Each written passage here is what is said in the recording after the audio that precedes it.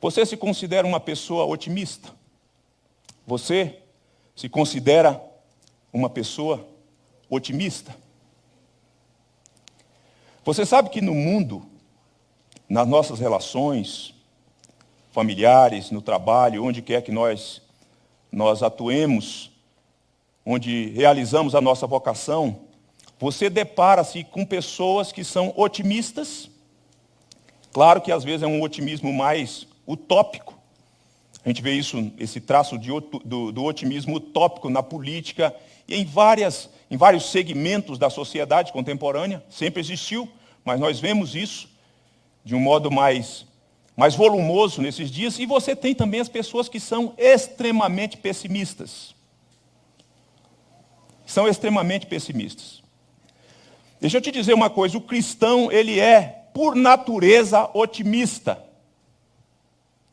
O cristão é, por natureza, otimista. Mas o otimismo do cristão é um otimismo realista. Nós somos otimistas, mas nós somos realistas. E isso mantém com os pés no chão, com os olhos nos céus e com os pés aqui no chão. O otimismo do cristão, diferente do otimismo utópico que a gente vê por aí, ele é um otimismo que não se baseia na realidade. Não se baseia naquilo que você vê, naquilo que você contempla. Pelo contrário, algumas coisas que nós contemplamos e percebemos e sentimos enquanto realidade física são extremamente ameaçadoras, apavorantes. Mas o otimismo do cristão, que dá para ele esse equilíbrio, ao mesmo tempo ele é otimista e ele é realista com tudo que se vê, com tudo que se acontece, com o que se ouve, tem como embasamento a promessa de Deus. É a promessa de Deus que é a base sustentadora do nosso otimismo. Veja só, o que um cristão disse, um pensador holandês, ele disse: você só é cristão se acredita que tem um papel a cumprir na realização desse novo reino, falando do reino de Deus. E quando incita todo mundo que você encontra com uma inquietude sagrada a se apressar para que a promessa seja cumprida em breve, ele disse. Ele prossegue dizendo o seguinte: enquanto você viver como cristão, você ansiará por uma nova ordem, uma nova estrutura, uma nova vida. Como cristão, ele diz, você não só afirma que este mundo passará, mas que ele tem de passar para permitir o nascimento de um novo mundo. Olha só que coisa interessante. Ao mesmo tempo que ele diz que o cristão, ele deseja por uma nova ordem, porque ele sabe que as coisas saíram do lugar. O cristão deseja uma nova estrutura, porque ele sabe que a estrutura está, de certo modo, comprometida, em razão da entrada do pecado no mundo. Ele anseia por uma nova vida, porque aqui ele geme. Ao mesmo tempo, o cristão diz, olha, nós estamos nesse mundo, esse mundo que Deus criou, esse mundo que foi afetado pelo pecado, e esse mundo que a gente vai criando apego por ele. Essa é a verdade. A gente vai tendo apego pelas coisas desse mundo, pelas coisas aqui de baixo. Ele vai dizer, olha, o cristão que anseia por essa nova ordem, essa nova estrutura, essa nova vida, ele sabe que esse mundo vai passar. Ele não só sabe, ele sabe que é necessário para que esse mundo passe, para que o novo mundo surja. Um novo céu, uma nova terra. É o que a Bíblia diz. Agora, irmãos, pensa Pense comigo, à luz do que a Bíblia diz, que houve um tempo na história da humanidade, que a vida era tudo de bom. Que a vida era tudo de bom. A relação, durante esse período, a relação do homem com a criação de Deus, com a vasta criação de Deus, com tudo que a gente conhece e as coisas que nós nem conhecemos, era totalmente harmoniosa. Totalmente harmoniosa. A relação do homem nesse período com o seu semelhante, ela era uma relação pautada pela paz, pelo amor, pela justiça, pela verdade. Não tinha intrigas, não tinha discussões, não tinha revanchismos, não tinha enganos. Era assim que era a relação. Era assim que era a relação. Nesse período da história, não era necessário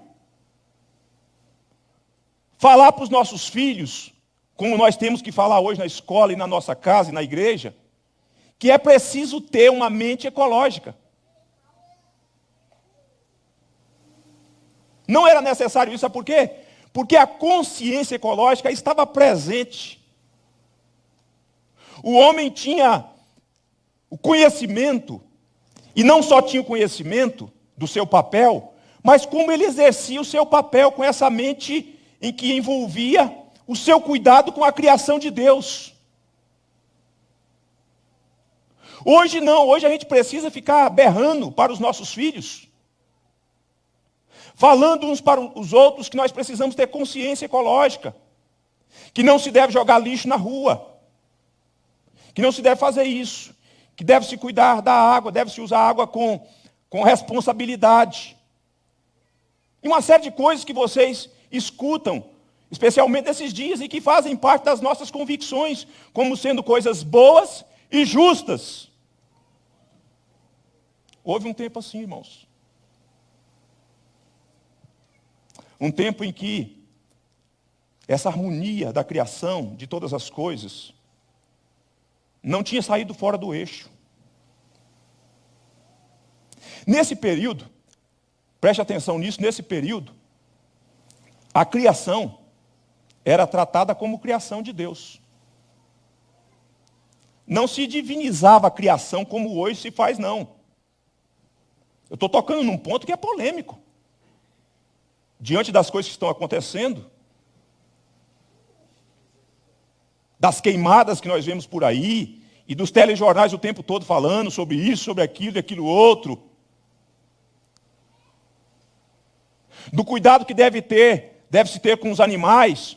Houve um tempo, nesse tempo, lá atrás, quando os nossos primeiros pais foram colocados no jardim do Éden para cultivar e o guardar, que a criação era tratada como criação e não como uma divindade. Como a mãe natureza, a deusa diante de quem as pessoas têm que se curvar. E preste atenção como que as coisas foram saindo do eixo. Hoje, os animais são tratados como gente, e gente é tratado como animal.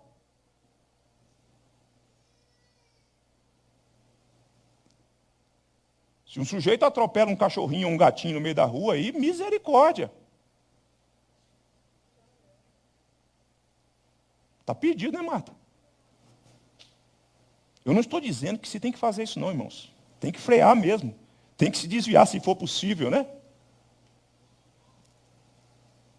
Mas as mesmas pessoas que falam sobre a preservação da natureza, dessa mente ecológica, do cuidado com os animais, são as mesmas pessoas que advogam o aborto.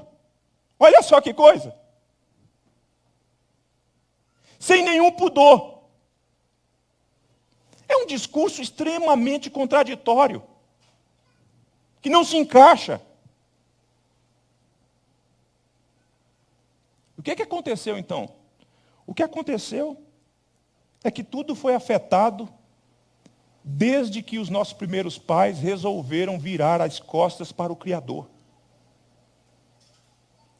Desde que Adão e Eva caíram nas lábias de Satanás, com a sua mentira, com o seu modo sutil de relativizar a palavra de Deus, de lançar a semente da dúvida. Então houve essa ruptura, a coisa foi desajustada. O homem desobedeceu ao seu Criador, rebelou-se contra Deus, disse não a Deus e disse sim ao diabo. E todas as tragédias que nós vemos, que nós ouvimos, que nós experimentamos, e algumas, pasmem, algumas nós praticamos, tem a ver com isso. Com o pecado que entrou no mundo. E quando isso aconteceu, por conta da tragédia, da desobediência, os nossos primeiros pais tentaram resolver as coisas do seu próprio modo, cozendo folhas de figueiras para tentar cobrir a nudez, porque perceberam que as coisas não eram mais como eram no outro tempo. E com isso, o que eles fizeram? Eles fugiram, se esconderam de Deus, porque eles têm agora o medo, eles têm agora sob os ombros o fardo pesado da culpa. E eles sabem que o Deus que vinha na viração do dia para papear com eles, ao mesmo tempo que é um Deus extremamente gracioso e bom, é um Deus justo, é um Deus santo. E por isso mesmo eles se escondem e fogem de Deus.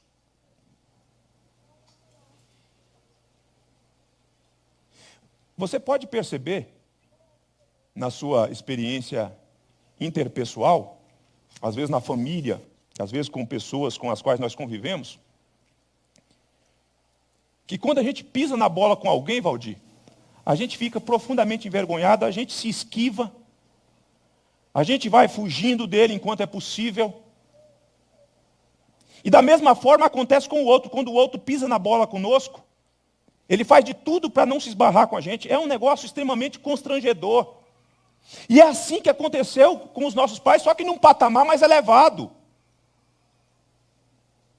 Porque a existência de Deus está, sobretudo, acima dos homens.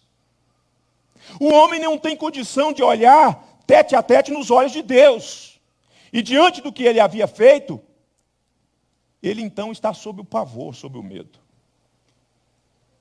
E é aqui, irmãos, nesse contexto de culpa, de medo, que brota a gloriosa mensagem do Evangelho, que nós chamamos na teologia de proto-evangelho, ou a semente do Evangelho. Então, de modo bem didático para os nossos filhos que estão anotando o sermão aí, nesse tempo é Natal, Jesus nasceu, a nossa mensagem é a gloriosa promessa da salvação. E o primeiro ponto que nós vamos falar é o tempo da promessa. O segundo tópico que nós vamos enfatizar nessa mensagem é a trajetória da promessa. E depois nós vamos finalizar com a consumação da promessa. Com a sua Bíblia aberta, então, no livro do Gênesis, no capítulo de número 3, versículo 15, texto, inclusive, já mencionado hoje pelo reverendo Robson pela manhã, e lido também no nosso momento de liturgia. O Senhor, então, profere a seguinte palavra, ele diz assim: porém inimizade entre ti, 3,15, Gênesis 3,15, porém inimizade entre ti e a mulher, entre a tua descendência e o seu descendente. Este te ferirá a cabeça e tu lhe ferirás o calcanhar. É interessante você notar que Deus chama cada personagem envolvido nesse episódio da queda. Deus chama o homem se esquiva, apresenta as suas justificativas, porque é do homem racionalizar o pecado e transferir as suas culpas para o outro. Muito embora às vezes o outro tenha realmente culpa. Depois Deus chama a mulher, e a mulher também apresenta os seus argumentos, o porquê que aconteceu isso, a serpente me enganou, e finalmente Deus chama o terceiro personagem, o diabo, e fala com o diabo, e é nesse contexto, portanto, que brota essa mensagem gloriosa que nós chamamos do proto-evangelho, a semente do evangelho, que faz alusão ao descendente da mulher, que haveria de esmagar a cabeça da serpente. Interessante você notar no texto, quando nós estamos falando do tempo da promessa, estamos falando num tempo em que a promessa surge logo depois da queda. Num contexto em que a tragédia se fazia parte agora da experiência humana. Em que o homem havia percebido a enrascada que ele havia se metido. Diante de Deus, ele não tem condição de resolver. E paira sobre ele e ecoa nos ouvidos do homem aquilo que Deus tinha falado lá quando Deus tinha firmado o pacto. Se comeres, morrerás. O homem sabe que está sobre a sua cabeça agora a sentença de morte, que é inevitável. Mas se por um lado, preste atenção, irmãos, como é que é interessante isso, esse registro bíblico. Se por um lado, a mulher foi enganada e deu também do fruto que comeu ao seu marido, por outro lado, nós vemos aqui nesse texto que a mulher será instrumento de Deus para reverter a tragédia da queda. Eu queria que você guardasse isso aí, durante esse tempo dessa mensagem que nós vamos caminhar juntos, que você tivesse em mente essa ideia da mulher e da criança, da mulher e do menino, da mulher e do descendente. Porque Deus diz que está travado agora uma inimizade que vai persistir pelos séculos, até que finalmente essa mulher, a mulher dê à luz o descendente, um varão, que vai esmagar a cabeça de Satanás. Desde então, desde que Deus proferiu essa palavra para os nossos primeiros pais, e ela certamente foi passada para os filhos da aliança, porque você passa a ter agora duas descendências. Uma descendência do maligno e a descendência da aliança. A descendência de Caim, que é hostil, que é filho do maligno, e a descendência de Sete, porque Abel foi tombado no meio do caminho, foi assassinado pelo seu irmão. Mas desde que foi dito esta palavra, esse povo caminha. E a sua descendência caminha com essa promessa, carrega essa promessa no alforje. E daí, esperando que em algum momento nasça aquele que vai cumprir esse propósito glorioso, que é esmagar a cabeça de Satanás. Tanto é assim que, se você for para o capítulo 5, no versículo de número 28 e 29, Lameque, pai de Noé, quando Noé nasceu, e aqui é um exemplo que fica o registro bíblico, mas certamente outras pessoas antes de Noé tiveram essa experiência, mas o registro diz acerca de Lameque, da expectativa dele. E vejam, e ouçam o que diz o texto no capítulo 5, versículo 28 e 29, diz assim: Lameque viveu 182 anos e gerou um filho. Pôs-lhe o nome de Noé, dizendo, preste atenção nisso, porque mais adiante, no terceiro ponto, nós vamos voltar a essa expressão. Este nos consolará dos nossos trabalhos e das fadigas de nossas mãos, nesta terra que o Senhor amaldiçoou. A terra se tornou maldita. E o trabalho se tornou algo enfadonho. Então, quando Noé nasceu, Lameque olha para Noé e fala assim: é esse aqui. Deve ser ele que vai reverter tudo aquilo que nos aconteceu e que traz tanta aflição, tanto cansaço, tanta dor para nós, nos nossos dias, na nossa existência.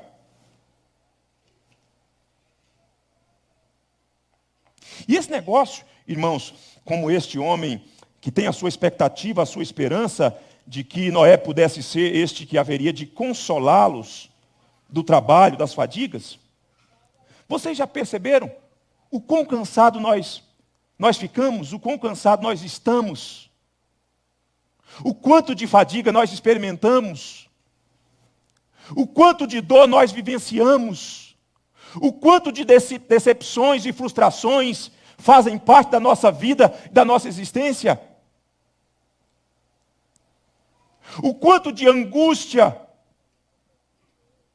é gerado no nosso coração? Quantas tristezas, irmãos, quantas lágrimas que rolam em nossa face, na nossa existência, durante o curso da nossa vida. E este pai agora olha para Noé e fala, deve ser ele. Por que este homem se porta assim, irmãos? Por conta do que fora dito lá no Gênesis 15, no Gênesis 3, versículo 15. Vai nascer o descendente da mulher. Os pais, então, os homens de esperança, os homens que haviam acolhido essa promessa, eles caminham, eles realizam o seu serviço, eles cumprem com a sua vocação, com essa expectativa. Então nós temos o tempo em que foi proferido a promessa, lá no Éden, quando o pecado entrou no mundo. Mas eu preciso falar com você também sobre a trajetória da promessa.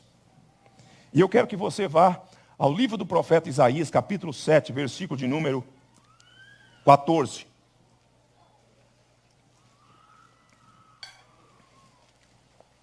Isaías, capítulo 7, versículo de número 14.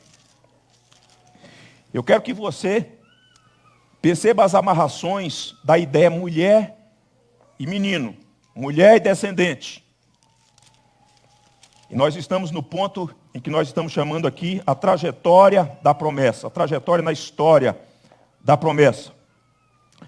Vejam o que diz a palavra de Deus que foi proferida pelos lábios do profeta Isaías, capítulo 7, versículo 14. Diz assim, portanto, o Senhor mesmo vos dará um sinal. E eis que a virgem conceberá e dará à luz um filho e lhe chamará Emanuel.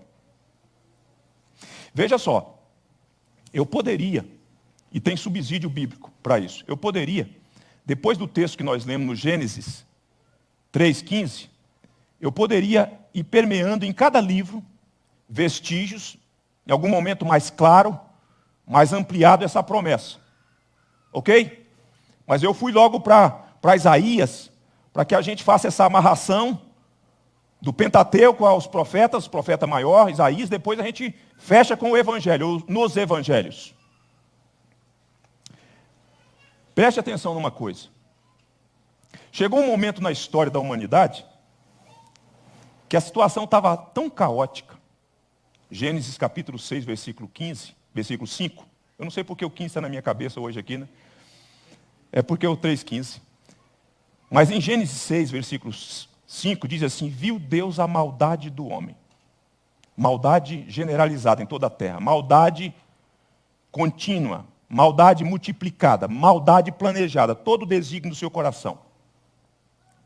Deus já não suportava mais a malignidade dos homens. Poligamia. Violência. As coisas que nós vemos que aparecem nos telejornais, apareciam também nos telejornais nos dias da família de Noé.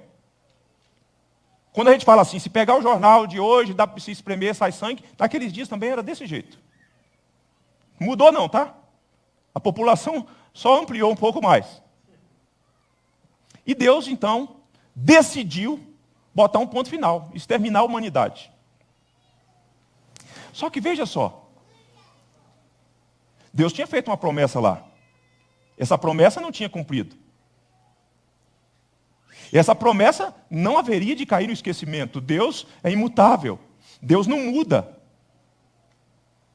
Deus não tem rugas, não. E Deus não sofre de amnésia, não. E no meio daquela montoeira de gente que estava praticando as malignidades, a graça de Deus resolveu preservar uma família, Noé e sua família. Nesse contexto, a gente percebe o seguinte: a promessa de Deus não foi submergida com o dilúvio, com as águas do dilúvio. Porque ainda tem uma família. Deus resolve graciosamente preservar uma família. E ao preservar uma família, a promessa está intacta. A promessa vai se cumprir sim. E aí surge no radar da providência, esse conceito radar é muito usado pelo Expedito. No radar da providência surge Abrão, até então era chamado de Abrão, que vivia no meio de um povo, a sua família era idólatra, e provavelmente ele também. Mas Deus vai lá e chamou esse homem. E faz uma promessa a este homem. E aí nós vemos o contorno dessa promessa lá do Gênesis, capítulo 3, versículo 15, sendo de uma outra forma, com uma outra linguagem, passada para Abraão.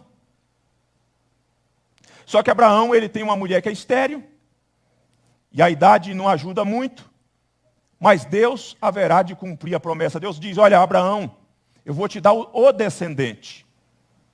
Isso é tão importante,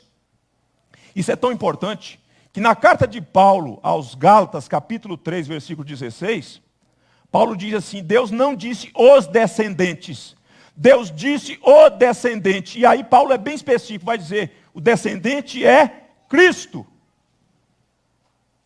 O Deus que pré-anunciou o evangelho a Abraão, é o Deus que fala com Abraão, que de Abraão vai nascer o descendente, por meio do qual as famílias da terra seriam benditas, seriam abençoadas.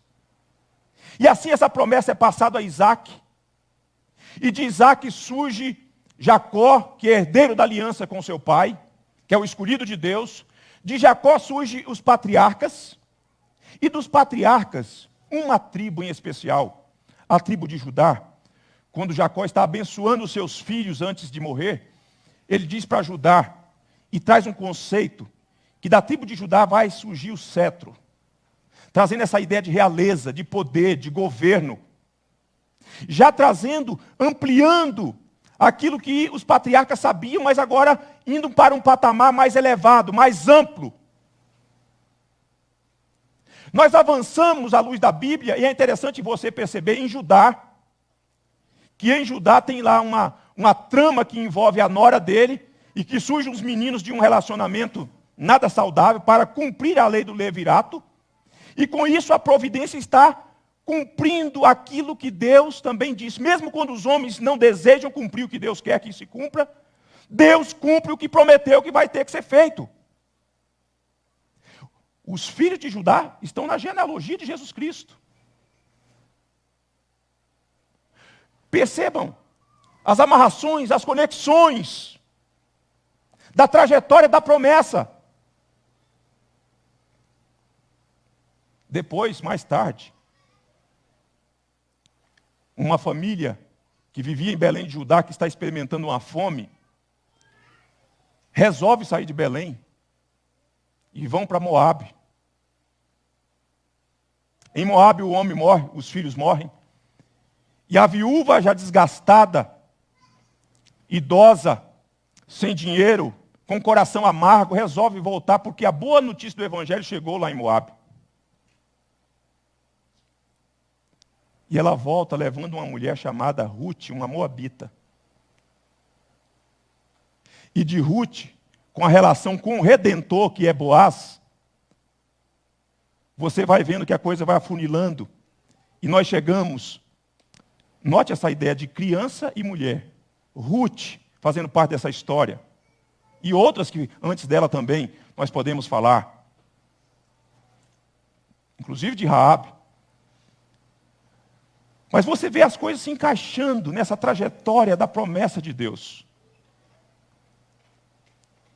De Ruth e Boaz, nós temos a figura mais importante, que é o rei Davi, a quem Deus vai prometer que o descendente vai reinar, vai governar eternamente. E nós vamos percebendo, portanto, essas amarrações, essas conexões, nesse fio dourado das Escrituras, de todos os livros, que apontam para uma direção mais elevada, mais sublime.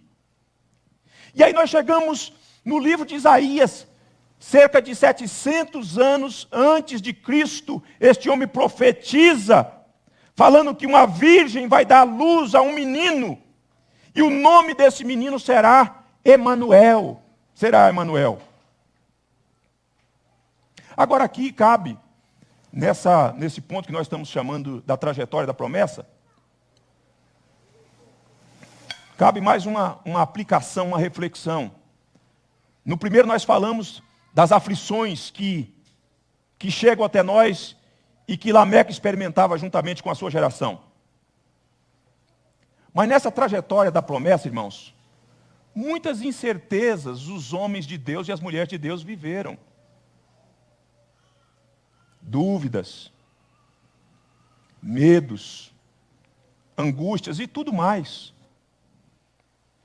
Às vezes você tem vergonha de falar que você tem as suas incertezas por ser cristão. Eu quero te dizer que os nossos irmãos tiveram incertezas. Tiveram seus momentos de declínios. Não era todo dia que Abraão estava no topo da espiritualidade, não. Teve momentos difíceis, momentos de mentiras, de medo, de dúvidas. Você pensa que é só você que passa por isso? Você pensa que é só você que chora na sua existência e que você está como que neutralizado e que você se sente sozinho até que as coisas se planifiquem no reino de Deus? Não! Porém, o que nós precisamos entender é que a promessa jamais caducou. A promessa jamais foi esquecida. Tinha os altos e baixos, sim. Mas Deus de quando em quando vinha e revigorava o povo. E renovava a esperança do povo. Ratificava novamente a promessa. E agora Isaías está nesse ponto alto. Como que no cume da montanha, dizendo: a virgem vai dar um filho. E o nome do filho dessa virgem será Emanuel. Então, quando você padecer de alguma situação que aflige o seu coração, em que você for assaltado pelas inquietações, lembre-se que você nunca esteve sozinho. Lembre-se que Deus tem uma promessa eterna, gloriosa, de salvação. Então, a gloriosa promessa da salvação, nós já vimos duas verdades. A primeira é o tempo da promessa, quando que ela foi falada. A segunda é a trajetória da promessa. Eu estou fazendo um corte aqui e trazendo algumas pepitas de ouro para vocês. Agora vamos à concretização da promessa. Eu quero que você vá à carta de Paulo aos Gálatas, capítulo 4, versículo 4.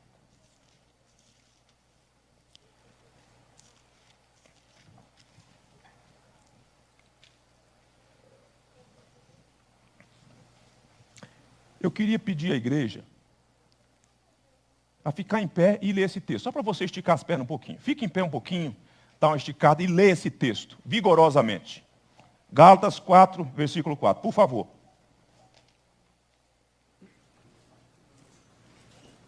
Podemos? Vindo. Deus enviou seu filho, nascido de mulher, nascido sob a lei. Muito obrigado, pode assentar.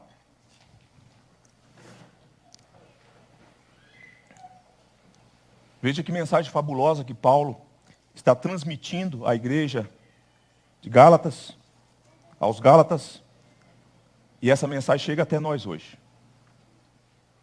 A concretização da promessa. Quando nós lemos o Evangelho de Mateus, a linguagem de Mateus, que contempla essa ideia da mulher e que mostra de modo bem direto a concretização da promessa, Mateus inicia o seu evangelho falando livro da genealogia de Jesus Cristo, filho de Davi, filho de Abraão. Percebam essa conexão. essa amarração de como Mateus introduz o seu evangelho. Eu vou voltar ao Carta aos Gálatas. Mas para você perceber como cada evangelista utilizou essa linguagem de um modo peculiar. Mateus precisa provar para os seus irmãos, para os judeus, que Cristo é o prometido, é aquele da linhagem de Davi, é aquele que foi prometido a Abraão, a semente, é o descendente de Abraão, é o herdeiro legítimo do trono de Davi. E é em Mateus que nós vamos ter a referência de Isaías. Quando Mateus vai dizer que Emanuel quer dizer Deus conosco. Que aquele que foi prometido por Deus, que haveria de nascer da mulher, que haveria de nascer da virgem, veio, nasceu. E ao mesmo tempo que Mateus vai dar conta dessas verdades, ele diz, ele é o filho de Davi. Ele é aquele de quem Deus falou que vai governar eternamente. Ele é aquele de quem Deus falou a Abraão, que por meio dele as famílias da terra seriam benditas, seriam abençoadas. Já o evangelista Marcos, ele é mais direto na introdução do seu evangelho. Ele diz que Jesus Cristo é o Filho de Deus. Ele já começa o seu evangelho falando isso. Já Lucas é mais detalhista, porque ele é um historiador, e ele vai coletando várias informações, vários detalhes. E ele diz que aquele que foi prometido, que haveria de nascer da mulher, é o ente santo de Deus, que foi gerado pelo Espírito Santo de Deus, que é o Filho do Altíssimo, que é o Salvador, o Cristo, o Senhor. É assim que Lucas fala. Quando nós chegamos em João, João diz que ele é o Verbo que é Deus e o Verbo que se fez carne e habitou entre nós, cheio de graça e de verdade. Mas é em Lucas que nós vemos um homem usando um conceito similar àquele que Lameque, e para esse texto eu peço a gentileza que você abra, em Lucas, quando um ancião chamado Simeão é instado pelo Espírito Santo de Deus aí no templo, quando o Senhor Jesus foi levado ao templo. Tinha cerca de 8 dias. Diz o texto, preste atenção e veja a conexão com o texto que nós lemos lá, da esperança, da expectativa de Lameque. O capítulo 2, versículo 25 diz assim, havia em Jerusalém um homem chamado Simeão, homem este justo e piedoso, e que esperava o quê, irmãos? Esperava a consolação de Israel. Lembra lá da linguagem que Lameque usa? Este nos consolará. O povo de Deus sempre andou enfrentando as suas aflições, as suas batalhas da vida, na expectativa de que haveria de chegar aquele que seria a consolação de Israel. Lameque não viu. Ele tinha esperança, mas ele não viu. Simeão, entretanto, persuadido pelo Espírito Santo de Deus, foi ao templo e lá ele pegou o Deus encarnado, irmãos, no colo. O Deus que criou o Simeão, o Deus que criou os céus e a terra, os mares, os rios, e tudo o que a gente conhece e o que a gente não conhece, estava agora no colo de um homem piedoso, de um homem de esperança, e ele olha, e ele contempla o Senhor Jesus Cristo, e ele está tão firme na verdade, porque Deus falou assim, você não vai morrer, Simeão, sem que os teus olhos vejam a salvação. E quando ele vê o Senhor Jesus Cristo, e tem o Senhor Jesus Cristo em seus braços, o Deus encarnado, ele diz, agora pode despedir-me, Senhor, como que dizendo, agora eu estou pronto para a morte. O Deus que falou há vários séculos, milênios atrás, agora dá a oportunidade a este homem piedoso, este homem de fé, este homem de esperança, de contemplar o Senhor Jesus Cristo, de ver a salvação em suas mãos. É a promessa concretizada. E o apóstolo Paulo, então, quando vai tratar deste assunto, escrevendo aos Gálatas para corrigir os desvios e aquele desejo de se apartar do verdadeiro evangelho, Paulo então diz, vindo, porém, a plenitude do tempo. O que é isso? O que é essa expressão que é ensinar a plenitude do tempo? Exatidão. Chegando o tempo exato, sem faltar, sem passar, diante de tudo que Deus falou, diante de tudo que Deus fez na história, usando os hebreus, dando aos hebreus os oráculos, usando os gregos para que pudesse disseminar o evangelho por conta da língua e da cultura dos gregos, tendo as rodagens e a lei dos romanos, chegou o tempo de Deus enviar o seu filho. Tudo está preparado. As mãos da soberania de Deus e as mãos da providência foram preparando o cenário, o contexto, o berço do mundo para que o Filho de Deus viesse.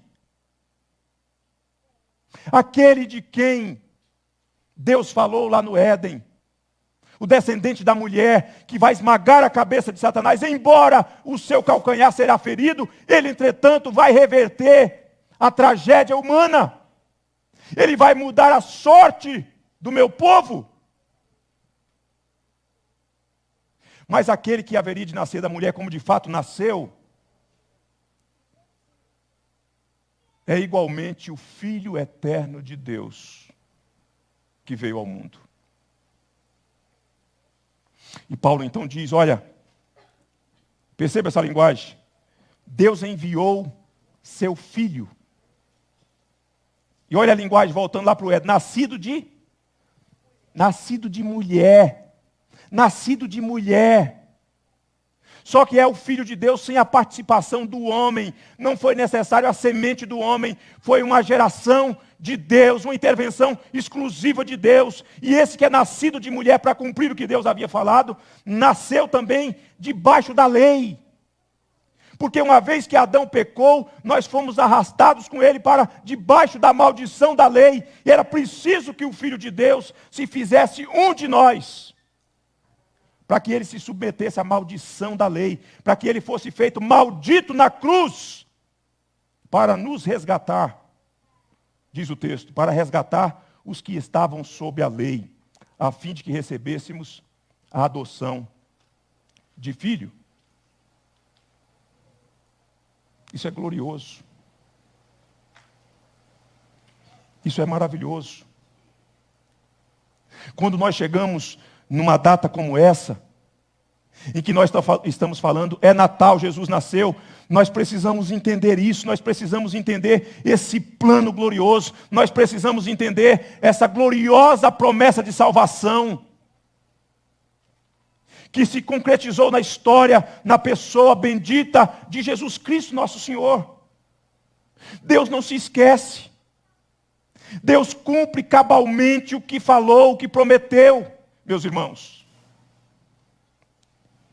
E eu caminho para a conclusão, citando um testemunho do apologeta Raven Zacarias, homem de Deus que faleceu, se não me engano, no início desse ano, ou no final do ano passado, não me lembro aqui precisar a data. Eu estou lendo um livro dele chamado Jesus entre outros deuses. Jesus entre outros deuses. E ele inicia esse livro contando o seu testemunho. Ele que era membro de uma família bem-sucedida, ele é indiano, com um pai bem-sucedido, bem-quisto naquela sociedade, naquela cultura, que era procurado pelas pessoas para receber ajuda, indicações, etc. e tal. Raven Zacarias diz que aos 16 anos ele não tinha um sentido para a vida, um propósito para a sua existência. E aos 16 anos, em razão da fuga dele da escola, ele tomou, como diziam os nordestinos, uma pisa do seu pai, que o deixou humilhado, porque naquela cultura, passar pelo que ele passou, era tanto uma metáfora da vergonha, quanto também a disciplina era algo que trazia, que vinha com esse tom, em que ele então enfrentava um castigo do seu pai em razão daquilo que ele havia feito e do modo como ele havia procedido, e era em razão de não encontrar o propósito para a existência, o sentido para a vida.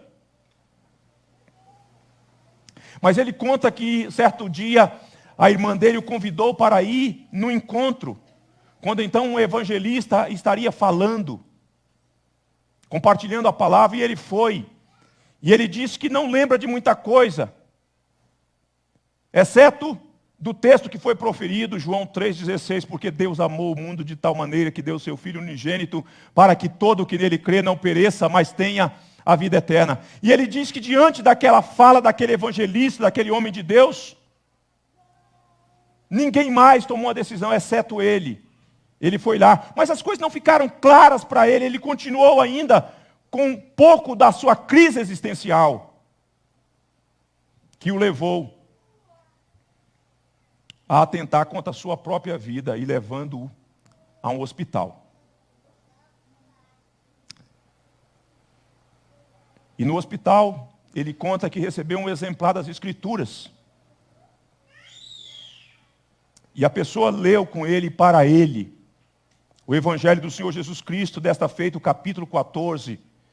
E o que foi marcante para ele foi o capítulo 14, o versículo 6, e um versículo mais adiante, o versículo 14, que o Senhor Jesus disse: eu sou o caminho, a verdade e a vida, e ninguém vem ao Pai se não for por mim. Mas o mais marcante para ele foi quando ele ouviu a palavra de Deus proferida pelo Senhor Jesus, que está escrito, diz assim: porque eu vivo, vós também viverão. E ele então finaliza o seu testemunho dizendo o seguinte, abre aspas: saí um novo homem daquele quarto de hospital. O Senhor Jesus Cristo havia entrado ali. A partir daí, meus anseios, minhas esperanças, meus sonhos e cada um de meus esforços tem sido viver por aquele que me salvou, estudar por aquele que me deu esta mente, servir por aquele que moldou a minha vontade e falar por aquele que me deu uma voz.